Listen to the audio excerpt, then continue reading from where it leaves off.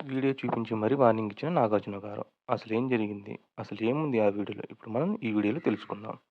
విష్ణుప్రియ, మణికంఠ ఎందుకంత సీన్ చేశారు? అసలేం జరిగింది? ఆ సీన్ ఏంటో ఇప్పుడు మనం తెలుసుకుందాం. దోష వివాదానికి చెక్ పెడుతూ ఓ వీడియో ప్లే చేశారు నాగార్జున గారు. అందులో ప్రేరణ విష్ణుకు మామూలుగానే దోశ వేసి ఇచ్చింది. అడుక్కునే వారికి వేసినట్లు వేయలేదుగా. దానికి మణికంఠ, విష్ణుప్రియ ఎందుకంత సీన్ చేశారు అని నాగార్జున గారు అడిగారు.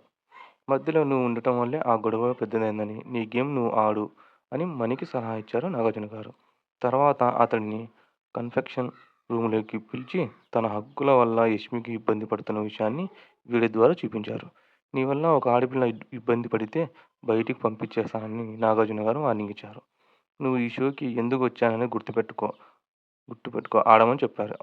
ఒక యష్మి విషయంలో కాదని, ఇది చాలా సార్లు రిపీట్ అవుతుందని తెలిపాడు. మొత్తానికి తప్పు తెలుసుకున్న మణికంఠ ఇంకోసారి ఇలా జరగదని మాటిచ్చారు. కొత్తగా చాలామంది ఫ్రెండ్స్ అయ్యేసరికి ఎమోషన్ కంట్రోల్ చేయలేకపోతున్నానని మణికంఠ చెప్పారు.